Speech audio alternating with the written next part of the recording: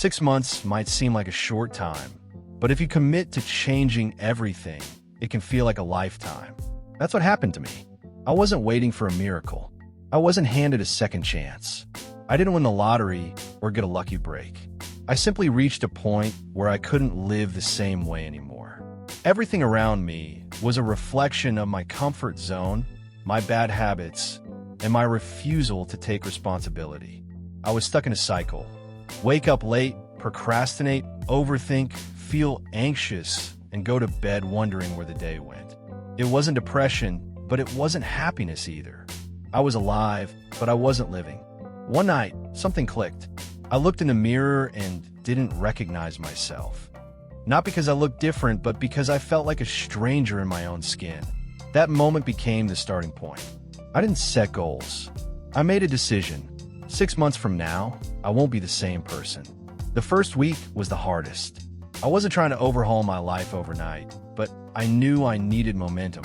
I started with my mornings.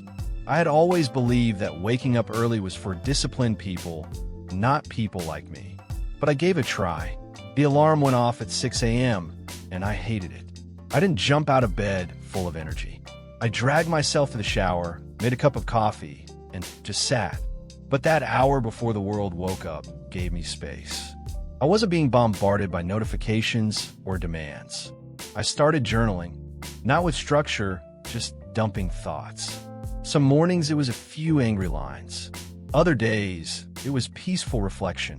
I began to notice patterns in my thinking, like how I constantly compare myself to others or how I avoided decisions out of fear. That awareness didn't solve my problems, but it gave me clarity. After 2 weeks of waking up early, I added exercise. Not a gym routine or fancy fitness plan, just walking. I put on my shoes, put in my earbuds, and walked around the block. Then I walked farther. Then I jogged. By week 4, I was running for 20 minutes straight. The physical change was small, but the mental change was massive. Movement gave me energy. My brain fog lifted. I began sleeping better. My anxiety reduced. I started to believe that if I could do this one thing every day, just show up and run, I could do other things too. Confidence doesn't come from motivation. It comes from proving to yourself, day after day, that you can do hard things even when you don't feel like it. I also cleaned my environment. My room had become a reflection of my mind, messy, cluttered, and uninspired. I took an entire weekend to clean, throw things out, and rearrange furniture. It was symbolic more than anything, but it worked. When your space changes, your mind follows. I made a rule: no more living in chaos. I kept my desk clean, made my bed, and did dishes right away. These small actions trained me to stop delaying the inevitable. Over time, I stopped avoiding the things that overwhelmed me. I started tackling them head on. One of the biggest changes happened in my relationship with my phone. I didn't realize how much time I was wasting until I started tracking it. 4 hours a day on social media. Endless scrolling, comparing, consuming. I made the bold decision to delete Instagram and TikTok for 1 month. I kept YouTube, but limited my usage with a screen time app.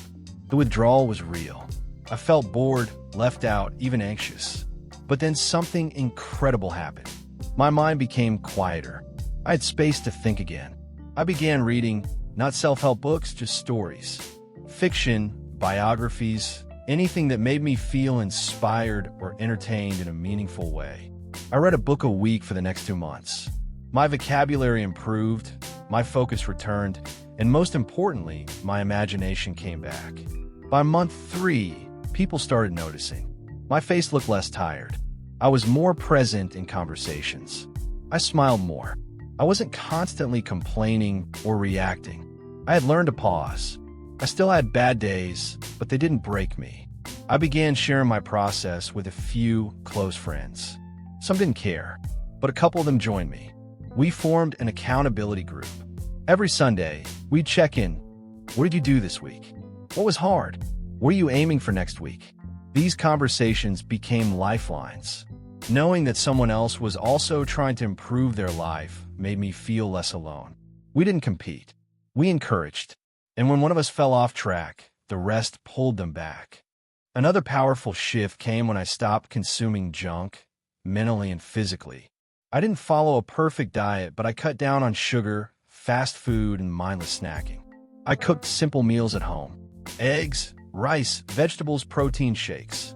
Nothing fancy, just fuel. I started treating food as a tool, not a drug. I noticed my energy levels become more stable. I wasn't crashing after meals or feeling bloated all the time. This stability helped with focus. I started taking on more freelance work, side projects, and even studying new skills online. I realized that I had always said, I don't have time, but it wasn't true. I had just been misusing my time. Now, with better sleep, food, and focus, I could accomplish more in 1 hour than I used to in an entire day. Around month 4, I faced a setback. I lost a freelance client, and it hit me harder than expected. I felt like I had failed again. For a few days, I spiraled. I stayed in bed, skipped workouts, and started binging Netflix again. But something was different this time. I didn't stay there. I had built enough habits and momentum that I could catch myself. I journaled through the pain. I reached out to a mentor. I reminded myself that failure wasn't the opposite of growth, it was part of it.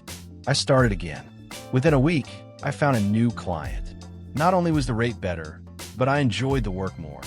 That lesson taught me that consistency doesn't mean perfection. It means refusing to give up, even when you slip. Month 5 was a breakthrough. I started waking up with purpose, not dread, not apathy. I was excited to work on my goals. I launched a blog. I posted my first video. I wrote with my real voice, not what I thought people wanted to hear. The fear of judgment had lost its power. I didn't care about being perfect. I cared about being honest. People responded. Comments, emails, small messages like this helped me started coming in. I wasn't making money from it yet, but I was making impact. That's when I realized that true success is not about numbers. It's about alignment. Are you doing what lights you up? Are you becoming who you're meant to be? If yes, you're already winning. By the 6th month, I looked back at who I was and couldn't believe the difference. My body was stronger, my mind was calmer, my habits were sharper. But more than anything, I had reclaimed my power. I was no longer blaming the world, my past, or my circumstances. I had stopped outsourcing my happiness. I understood now that no one was coming to save me. And that's what made me strong. I had saved myself, one small habit at a time, one better choice at a time, one honest conversation at a time. If you're reading this and feel stuck, I want you to know it's not too late. You don't need a new year or a perfect plan. You just need a moment of truth. Decide that enough is enough. Start small. Wake up earlier. Move your body. Clean your space. Limit distractions. Feed your mind. Speak kindly to yourself. Share your journey with someone. And most of all, keep going. You don't need to be perfect to change your life. You just need to be committed. 6 months from now, your entire reality can look different. Not because the world changed, but because you did.